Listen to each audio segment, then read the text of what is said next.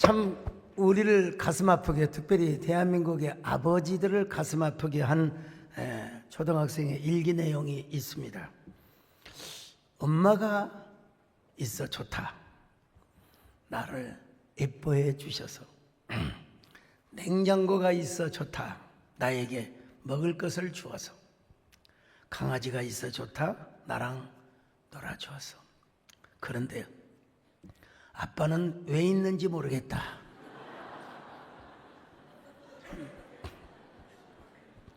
아빠가 왜 있어요? 돈 벌어다 줬잖아요. 대부분. 자, 우리가 어버이날하면 어머니만 떠오르죠. 어머니. 여러분, 아버지도, 우리는 아버지라는 이름이 익숙하지요. 아버지 하나님, 아버지 하나님. 김정현 씨가, 작가가 쓴 아버지라고 하는 소설이 있습니다. 90년대에 나온 책인데 제가 다 읽었어요. 아버지는 사실 좀, 요즘 아버지는 다르지만 옛날 아버지는 좀 무뚝뚝하지요. 그러나 가정을 책임지는 사람이에요. 자녀가 시험 보는 날, 그 사실 우리 식으로 말하면 기도를 하면 되는데, 막 계단을 막 2개, 3개씩 막 숨가쁘게 막 뛰어 올라갑니다. 막. 그렇게 막 뛰어 올라가는 것이 자녀가 시험을 보는데 약간의 도움이 되지 않을까, 이런 생각이에요. 그리고 저녁에 올 때 이제 붕어빵을 사가지고 옵니다. 네, 아버지가 암 진단을 받아요. 캔서. 그냥 그 소설을 보면 그냥 도서관에 가서 암에 대한 모든 걸 다, 그러면서 이제 죽음을 기다리고 있는데, 내가 이제는 가족을 위해서 해줄 게 아무것도 없구나. 나 자신이 가족들에게 짐이 되어주진 않을 것인가. 아버지라고 하는 존재를 잘 묘사하죠. 그때 가시고기 이런 것들이 나오고 하면서. 그러니까 우리가 어쨌든 우리 아버지, 어머니가 살아계실 적에 잘 모셔야 된다. 그러면 하나님께서 복을 주시고 은혜를 주신다는 거예요. 자, 에베소서 6장 2절로 3절입니다. 시작. 내 아버지와 어머니를 공경하라. 이것은 약속에 있는 첫 계명이니 이로써 내가 잘되고 땅에서 장수하리라. 자, 여러분, 복뿐만 아니라 우리가 가정에서 또 우리 일상에서 사소한 일로 인하여 우리가 보람을 느끼게 된다는 것입니다. 여러분이 누구를 통해서 자랐습니까? 여러분, 분명히 어머니가 돌아가시고 아버지가 돌아가셨고 간에 그분들에 의해서 여러분이 태어났고 가정을 이루게 되었단 말이죠.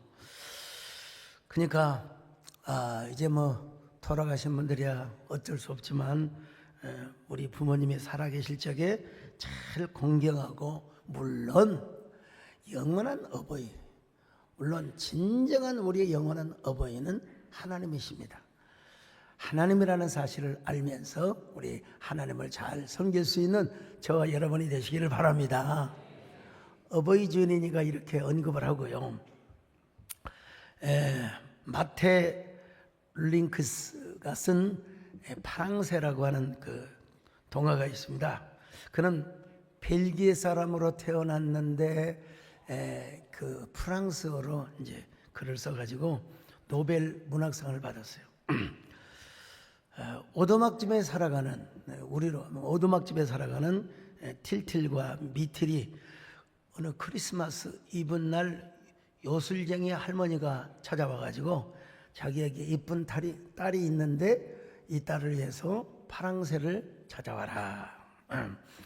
그래서 틸틸과 미틸은 추억의 나라부터 시작하여 미래의 나라에 이르기까지 온갖 신기한 경험을 다 합니다.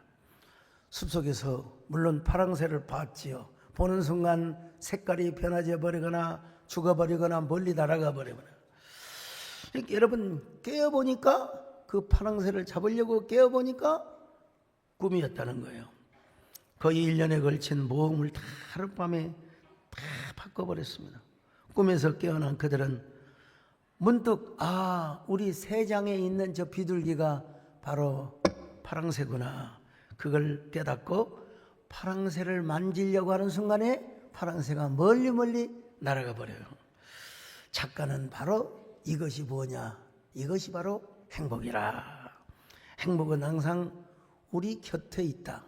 우리 주변에 있다는 것이죠. 행복은 멀리 있는 것이 아니라 항상 가까이 있다는 것입니다, 여러분. 천상병 하면은 귀천이 생각이 나죠. 천상병 시에는 참 한때 억울한 누명을 쓰고 감옥살이를 했습니다. 1967년 동베를린 공작당 사건, 일명 동백림 사건에 연루되어서 6개월에 없고, 6개월이야 여러분, 말이 6개월이지 말로 할 수 없는 고문, 전기 고문을 막 다 당했습니다. 사실 요 동백림 사건은요, 같은 해에 일어났던 6.8 부정 총선 규탄 시위를 잠재우기 위해서 정치적으로 계획된 간첩 조작 사건이라고 검색이 딱 되더라고요. 그럼 왜 천상병 시인이 거기에 연루가 되었느냐? 천상병 시인의 술친구 중에 한 사람인 강빈구 씨가 서독에서 유학하던 시절 동독을 사실은 동베를린이 거기인데 하여간 동독을 자주 왔다 갔다 했던 이야기를 자랑 삼아서 술 마실 때 했나 보더라고요. 그 이제 얼마 후 강빈구가 이제 잡혀갔을 거 아니겠습니까? 천상병 시인도 잡혀가게 된 거예요. 무슨 죄냐? 왜 그 말을 들어놓고도 신고를 하지 않았느냐? 천상병 시인은 평소에 막걸리를 좋아했대요. 그래서 친구가, 강빈구라고 하는 친구가 천상병 시인에게 막걸리 사 먹으라고 몇 번 용돈을 좀 줬나 보더라고요. 그런데 당시 사건을 수사하던 수사관들은 이것을 간첩으로부터 받은 공작금이라고 그렇게 주장을 하며 천상병을 압박을 한 겁니다. 말이 압박이지 정기 고문이라고 있잖아요. 얼마나 정기 고문이 심했는지 이빨이 다 빠져버리고 그리고는 그냥 심지어는 성불구자 남성으로서 성불구자가 되는 거예요. 그리고 말을 막 더듬더듬하면서 막 반복해서 맞다 예 오십시오 오십시오. 여러분 그런 정신병원에 입원하게 됩니다. 그런 그를 따뜻하게 돌봐줬던 한 천사가 나타났습니다. 목선옥 여사라고. 여러분 세상에 저런 천사가 어디가 있겠습니까? 병들었어요. 성불구자예요. 말도 더듬어요. 이빨도 다 빠지고 정신도 때로는 흐리흐리한 사람과 결혼을 해주는 천사가 세상에 참 그렇게 우리 기침을 자주 하신지 모르겠어요. 앞에서 옆 사람 보시고 조용히 인사하세요. 하늘에서 천사가 실종되었다고 하더니 옆에 앉아 계시네요. 아이고 참. 여러분 천상병 시인은요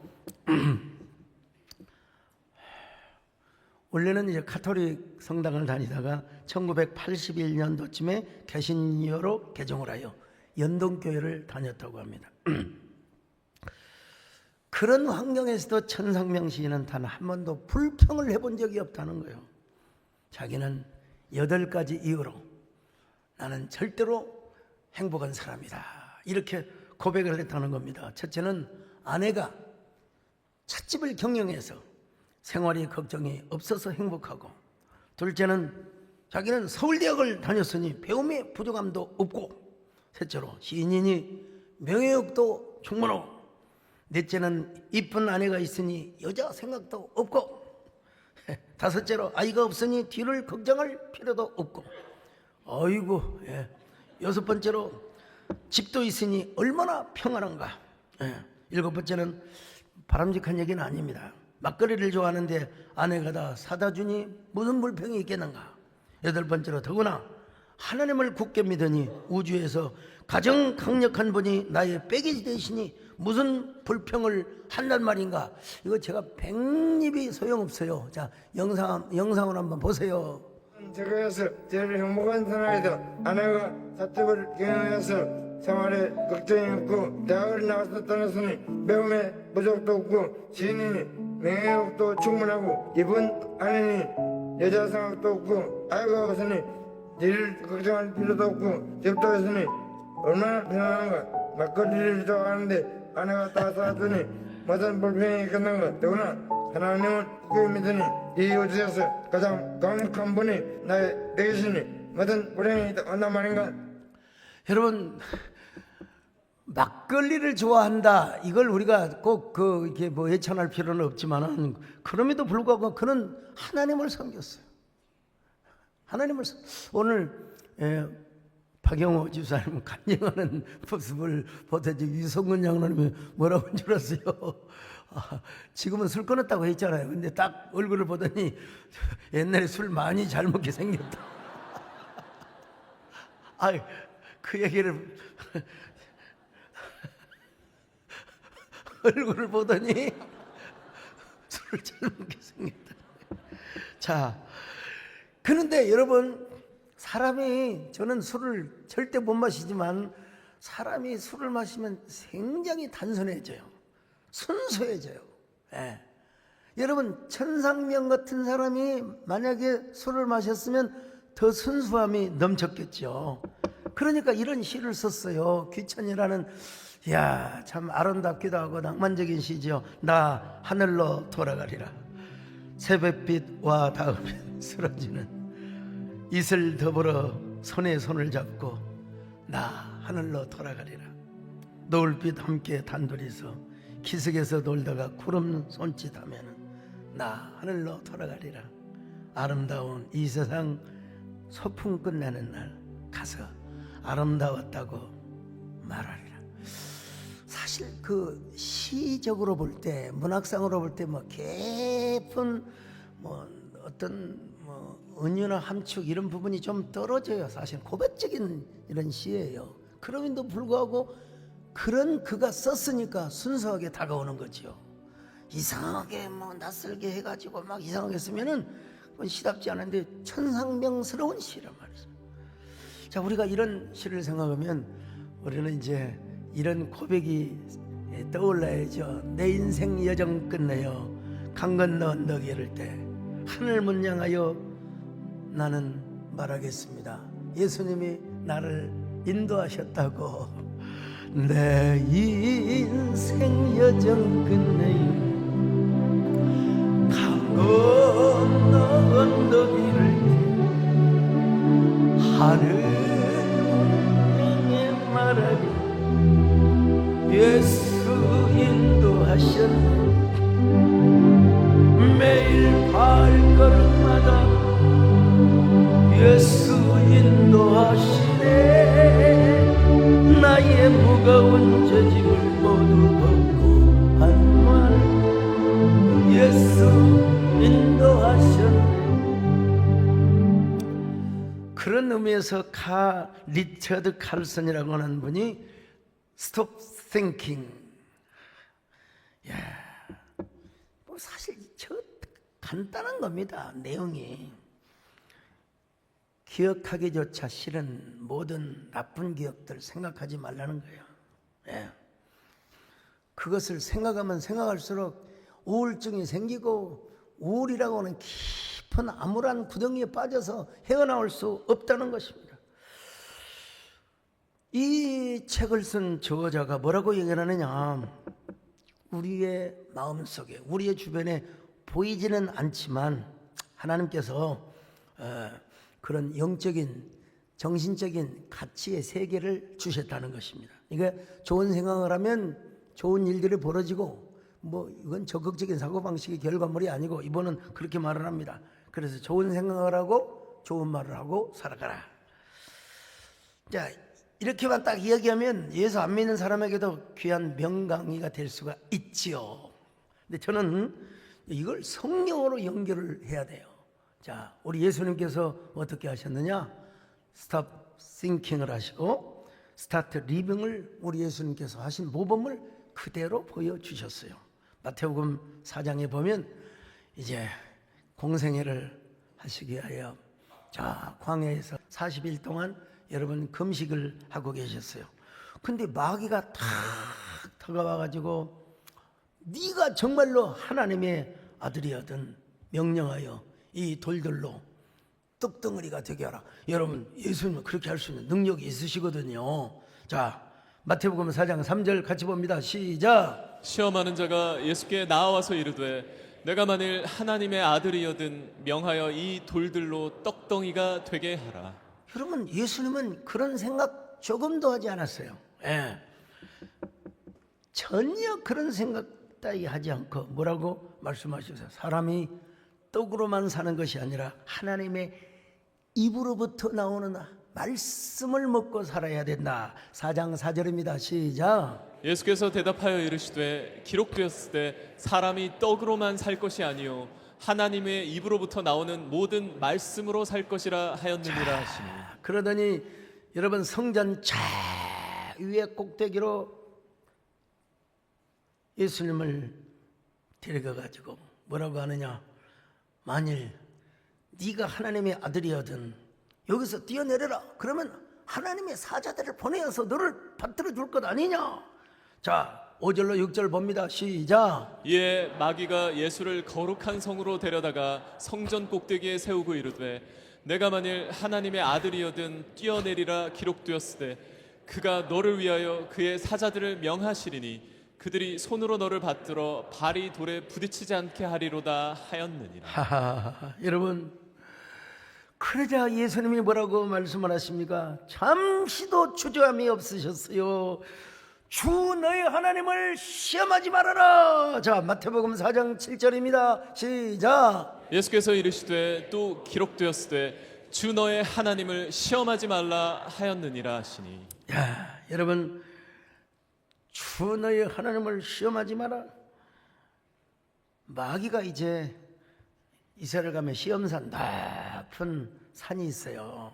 실제로 그리 올라갔는지 아니면 또 영적으로 그런 시험을 줬는지는 아니 모르겠지만 천하의 영광이요. 여러분 우리 대한민국 한 나라가 아니요. 천하의 영광. 뭐 근동으로 말하면 뭐 이집트, 모압, 암몬, 두로, 시돈 천하의 영광을 내가 줄 터이니 나에게 절 한 번만 해라. 여러분 우리가 우상을 섬기지 않는 이유가 여기에 있는 거예요. 자 마태복음 4장 8절로 9절입니다. 시작. 마귀가 또 그를 데리고 지극히 높은 산으로 가서 천하 만국과 그 영광을 보여 이르되 만일 내게 엎드려 경배하면 이 모든 것을 내게 주리라. 우리 예수님은 전혀 이런 쪽으로 생각도 안 하시고요. Stop thinking, start living. 뭐라고 하십니까?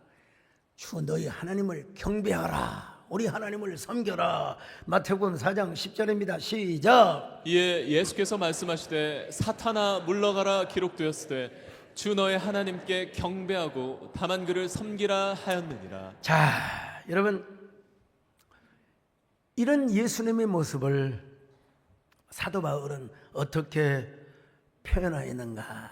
자, 크게 두 가지로 첫째로 자신을 비우고 낮추는 삶을 살았다고 우리도 그렇게 살아야 한다고 고백하고 있습니다. 빌립보서 2장 6절로 8절입니다. 시작. 그는 근본 하나님의 본체시나 하나님과 동등됨을 취할 것으로 여기지 아니하시고 오히려 자기를 비워 종의 형체를 가지사 사람들과 같이 되셨고 사람의 모양으로 나타나사 자기를 낮추시고. 자, 여러분 그는 하나님과 본체이시나 근본의 본체이시나 야 하나님과 동등함을 스스로 취하지 않고 사람의 몸을 입고 이 땅에 오셨다는 것입니다.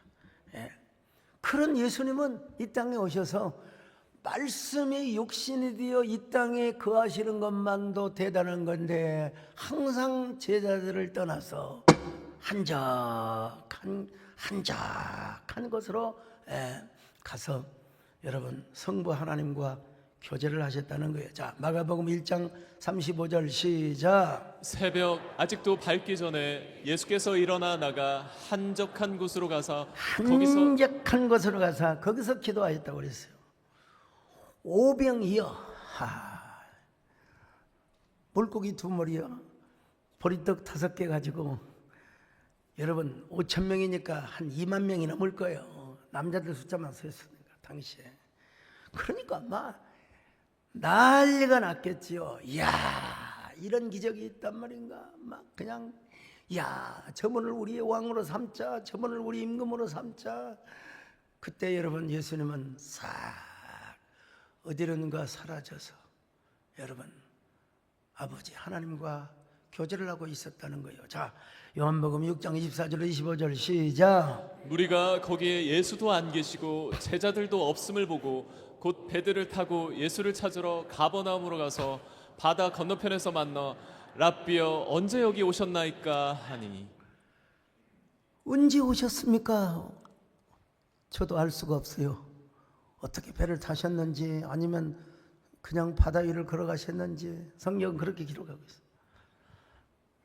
그리고 겟세마네 동산에서 얼마나 정말로 피눈물 나는 기도를 하셨는지 몰라요. 자, 마태복음 26장 36절로 38절 시작. 이에 예수께서 제자들과 함께 겟세마네라 하는 곳에 이르러 제자들에게 이르시되 내가 저기 가서 기도할 동안에 너희는 여기 앉아 있으라 하시고 베드로와 세베대의 2 아들을 데리고 가실새 고민하고 슬퍼하사 이에 말씀하시되 내 마음이 매우 고민하여 죽게 되었으니 너희는 여기 머물러 나와 함께 깨어 있으라 하시고. 어떤 사람은요 어떻게 하나님의 아들이 되어가지고 그렇게 고민하고 슬퍼하세요? 여러분 그분도 사람으로 오셨기 때문에 그 안에 모든 신성이 가득하시지만 여러분 인성이 있으시기 때문에 그래서 처음에는 할 수 있으면 이 고난의 잔을 멀리하게 하옵소서 지나가게 하옵소서. 그렇지만 나중에는 뭐라고 했어요? 아버지의 원대로 되기를 원합니다. 우리의 기도의 롤모델이 되시는 우리 예수님이셔요. 자, 39절로 42절 시작. 조금 나아가사 얼굴을 땅에 대시고 엎드려 기도하여 이르시되 내 아버지여 만일 할만하시거든 이 잔을 내게서 지나가게 하옵소서. 그러나 나의 원대로 마시옵고 아버지의 원대로 하옵소서 하시고 내 아버지여 만일 내가 마시지 않고는 이 잔이 내게서 지나갈 수 없거든 아버지의 원대로 되기를 원하나이다 하시고. 그래서 이 모습을 사도 바울은 이렇게 표현하였습니다. 자, 빌립보서 2장 6절로 8절입니다. 시작. 그는 근본 하나님의 본체시나 하나님과 동등됨을 취할 것으로 여기지 아니하시고 오히려 자기를 비워 종의 형체를 가지사 사람들과 같이 되셨고 사람의 모양으로 나타나사 자기를 낮추시고. 야, 여러분 종의 형체를 가지고 오셨다. 정말 대단한 어찌 보면 좀 거룩하고 발칙한 표현이라고 할 수 없어요. 우리가 여러분 나사렛 예수 그리스도는 명하노니 그러면서 막 귀신을 쫓잖아요. 그잖아요. 근데 사실은 나사렛이란 말은 사실은 시골이란 말입니다. 나사렛. 물론 나사렛 하면은 나지르에서 나와서 뭐 여러 가지 복잡한 관계가 있어요. 그렇지만 해도 그 바리새인들 서기관들이 볼 때는 나사렛은 이제 시골뜨기라고 생각하는 거예요. 그리고 예수님의 직업 목수 겸 석수 카펜터라고 할 수 있죠. 탄생 시절부터 어디에 두어 있느냐? 그 맨살의 아기가 구유에 있네. 이거야말로 뭐냐? 예수 그리스도의 자기 비하. 다른 말로 말하면 유식한 말로 케노시스였다 이 말이에요. 케노시스. 오늘 본문에도 보니까 자기를 비우다가 에케노센으로 되어 있는데 비우다 텅 비우게 하다, 공허하다라는 뜻입니다. 예. 그래서 스스로 하나님과 동등됨을 다 버리고 이 땅에 성육신을 하게 되셨단 말입니다. 성육신. 근데 성육신 하신 그 예수님 자신이 얼마나 행복하셨는가. 그래서 사도 바울은 뭐라고 했느냐? 너희가 이 마음을 품어라. 무슨 마음이냐? 예수 그리스도의 마음이래요. 빌립보서 2장 5절입니다. 시작. 너희 안에 이 마음을 품으라. 곧 그리스도 예수의 마음이니. 예수의 마음이 어떤 마음입니까? 바로 케노시스, 비움. 예. 우리도 여러분 언제나 예수 그리스도 앞에서 낮아지는 저와 여러분 되시기를 축원합니다. 사실 말로는 쉽지요. 그래, 낮아진다, 겸손한다. 근데 이걸 실제로 경험하려면 어떻게 해야 되느냐? 예수 그리스도와 함께 십자가에 못 박힘을 당하는 경험을 해야 돼요. 경험. 자, 갈라디아 2장 20절을 보실까요? 시작. 내가 그리스도와 함께 십자가에 못 박혔나니 그런즉 이제는 내가 사는 것이 아니요 오직 내 안에 그리스도께서 사시는 것이라. 자, 여러분, 예수 그리스도와 함께 나 자신이 십자가에 못 박힘을 당한다면 여러분 이미 옛사람, 옛자, 나라고 하는 존재는 죽었어요. 내 안에서 본어게인 새로 태어난, 새로 탄생된 자기만 있을 뿐입니다. 요 세 사람은요, 주님이 없이는 살 수가 없어요. 예. 주님을 왕으로 모시거든요. 예. 주님이 왕으로, 주님이 임금으로 계시니까 주님이 없으면 살 수가 없는 이런 고백을 할 수밖에 없는 것이죠. 그런 저와 여러분 되시기를 바랍니다. 나는 주님 없이는 살 수가 없어. 주님이 도와주셔야 합니다. 주님 없이도 잘 사는 것은 오히려 나를 망하게 합니다. 나는 주님 없이는 살 수가 없어. 주님이 도와주셔야 합니다. 주님 한 분만으로 나는 만족합니다. 주님만 있으면. 사실 여러분, 자기를 비운다라고 하는 말은 노자도 했을 뿐만 아니라 사실 석가모니도 자기를 비운다는 얘기를 여러 번 했습니다. 근데 그들의 비움과 예수님의 비움에는 차원이 달라. 예수님은 자기를 비우는 것을 넘어서서 그 안에 모든 하나님의 신성과 생명이 가득했습니다. 하나님의 영광과 생명과 신성이 가득했다. 자, 골로새서 1장 15절을 보실까요? 시작. 그는 보이지 아니하는 하나님의 형상이시요 모든 피조물보다 먼저 나신 이시니. 골로새서 1장 17절 시작. 또한 그가 만물보다 먼저 계시고 만물이 그 안에 함께 섰느니라. 자, 골로새서 2장 9절도 봅니다. 시작. 그 안에는 신성의 모든 충만이 육체로 거하시고. 야, 그런 것처럼 여러분, 우리가 예수님을 주인으로 왕으로 모시고 살아야 합니다. 왜냐하면 우리 예수님은 교회의 머리이실 뿐만 아니라 우리의 삶의 현장에서도 언제나 기둥이 되어 주시고 받침대가 되어 주시고 왕이 되어 주시고 머리가 되어 주시는 분이시기 때문입니다. 성경 한번 읽어볼까요? 골로새서 1장 18절 시작. 그는 몸인 교회의 머리시라. 그가 근본이시요 죽은 자들 가운데서 먼저 나신 이시니 이는 친히 만물의 으뜸이 되려 하심이요. 여러분, 우리의 머리가 되시는 예수님. 그러니까 이런 사람은 여러분, 주님이 왕이 되어 주신다면은 절대로 우리는 허전할 수가 없습니다. 공허할 수가 없습니다. 이런 사람은 언제나 화려하지 않아도 행복하게 되어 있습니다. 무명이라 하더라도 여러분 예수 그리스도를 주 안으로 주님을 주인으로 모시고 주님을 왕으로 모시는 사람은 언제나 만족하며 언제나 부유하게 되어 있습니다. 그런 저와 여러분 되시기를 바랍니다.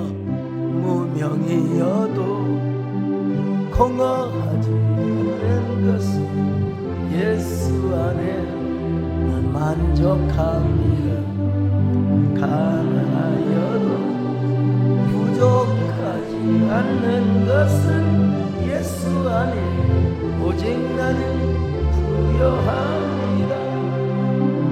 이렇게 부요하고 만족하며 행복한 성도들이 되시기를 바랍니다.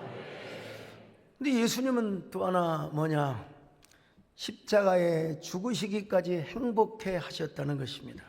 자, 빌립보서 2장 8절을 보실까요? 시작. 사람의 모양으로 나타나사 자기를 낮추시고 죽기까지 복종하셨으니 곧 십자가에 죽으심이라. 아니, 사람의 모양으로 오신 것까지는 조금 이해할 수 있을, 그것도 이해가 불가능하지만 성육신의 은혜가 어떻게 하나님의 영원한 말씀이 육신에 되어 오신단 말입니까? 그런데 아니, 그분이 어떻게 십자가에 매달려서, 여러분 율법에 의하면은 십자가에 달린 사람, 나무 위에 달린 사람은 하늘의 저주를 받아서 죽었다고 그랬어. 한마디로 말하면 케노시스, 자기 비하의 절정이요. 절정. 그래서 예수님께서도 이 십자가의 고통이 너무 고민스러웠고 걱정스러우셨어요. 그러나 그 생각을 뭐라고 그랬어요? Stop thinking. 멈추셨다고 그랬어요. 그리고는 최후이자 최초인 Start living. 새로운 삶을 우리에게 보여주셨습니다. 바로 그것이 십자가 사건입니다.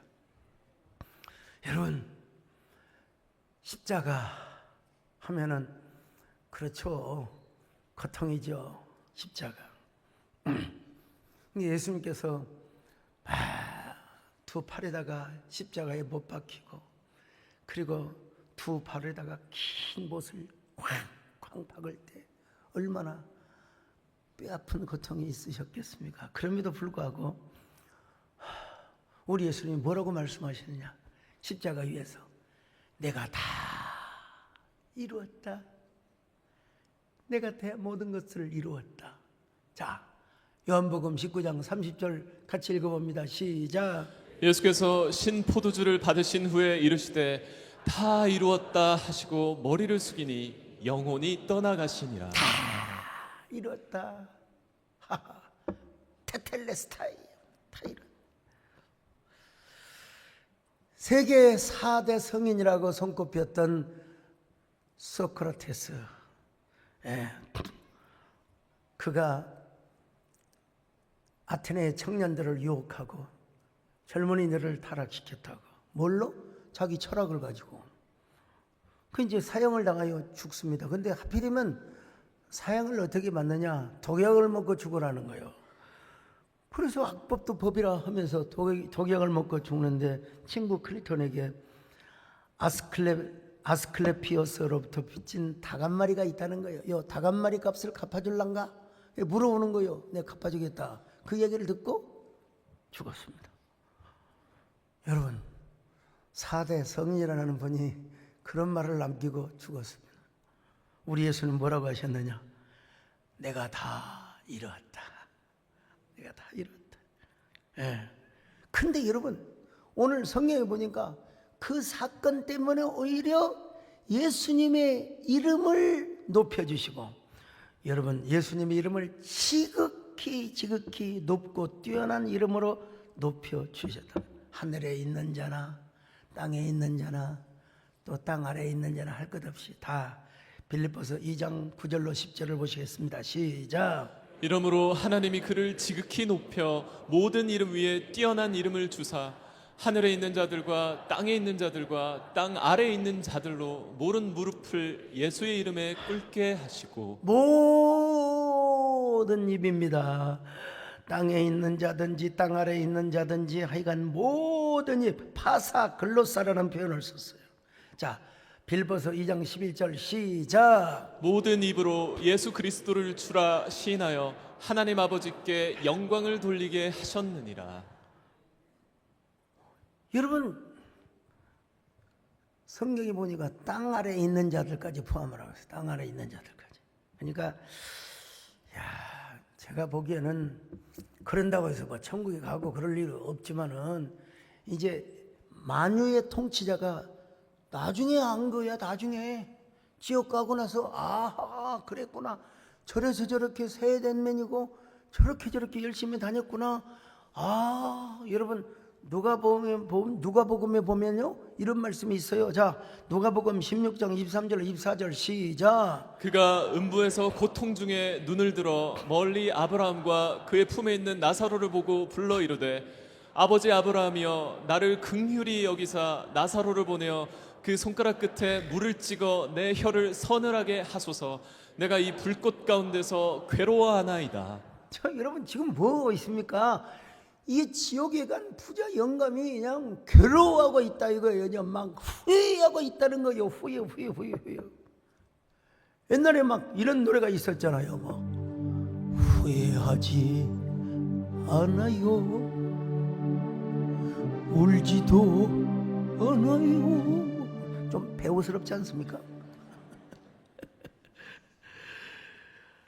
오늘 우리가 여러분 살아서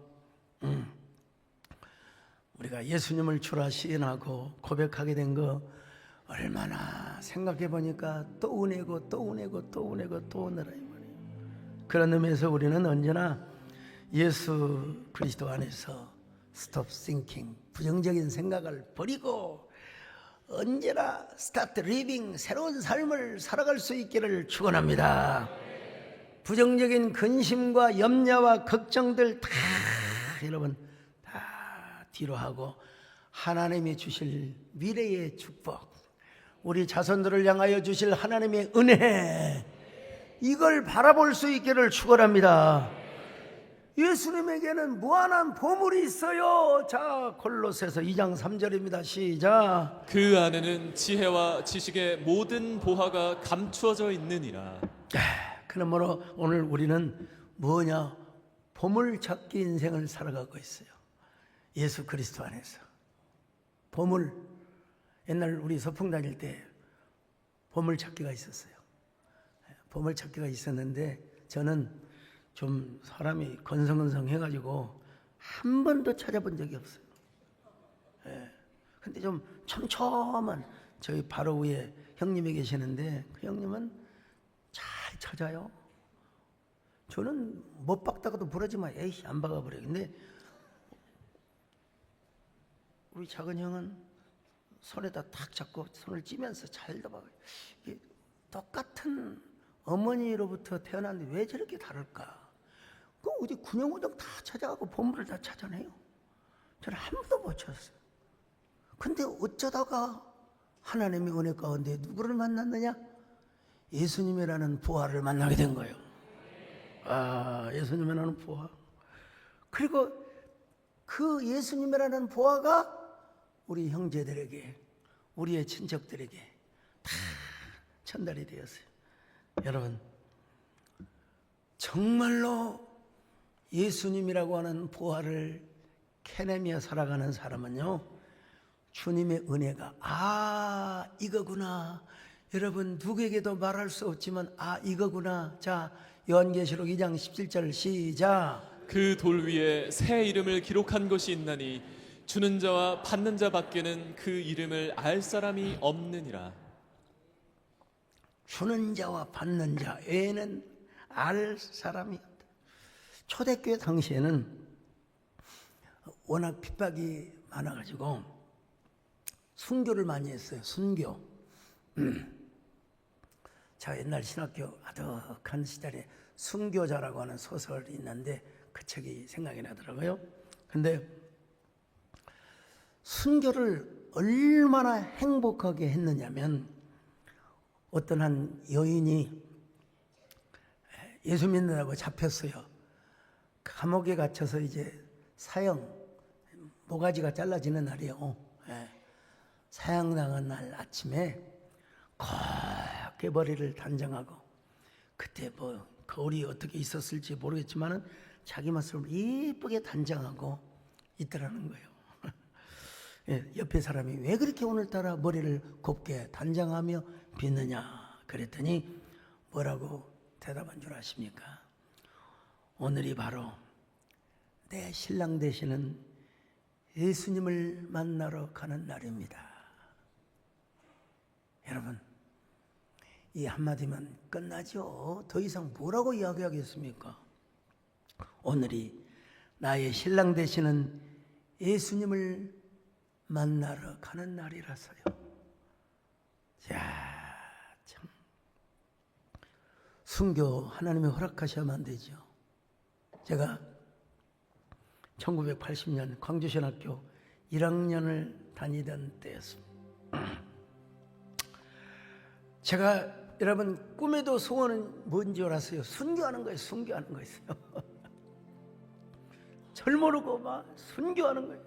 그리고 막 성경을 막 들고 다니면서 막 금남로를 거쳐서 쫙, 금남로를 거칠 뿐만 아니라 저기 도청 앞을 지나가지고 조선대학교 앞에 있는 서강교회를 가는데 성경을 들고 찬양을 부르면서 그때 누군가가 여러분 그 계엄군이 그냥 저 너무 세게 바라고 총 당겨버리면 저는 죽었어요. 그냥 죽었습니다. 그 기념묘지에 글쎄 제 이름이 새겨져 있을지는 모르겠지만 아무튼간에 근데 그때 불렀던 찬양이 참 그립습니다, 여러분. 내 주여 내 발붙드서 그곳에 있게 하소서. 그곳은 빛꽃서는 언제나 넘치오니. 여러분 한번 생각해 보세요. 그 20대 초반의 청춘, 죽음을 두려워하지 않고 그냥 총만 남기면, 방아쇠만 남기면 그냥 한 방에 날아가 버릴, 박살나 버릴 청춘인데 두려워하지 않고 이 노래를 부르며 갔던 그 시절이 있었는데, 오늘 또 여러분 주는 자와 받는 자밖에 모르는 이 신비라고 비밀한 은혜, 그 은혜를 여러분이 받아 누리며 살아가시기를 축원합니다. 이러한 새로운 삶을 누리며 살아가시기를 주의 이름으로 축원합니다. 그것은 빛꽃서는 언제나 넘치오니. 하나님 감사합니다. 우리 아버지 하나님, 오늘도 정말 스탑 싱킹을 하며 또 하나님 스타트 리빙을 하는 귀한 저희들 될 수 있도록 하나님 함께하여 주시옵소서.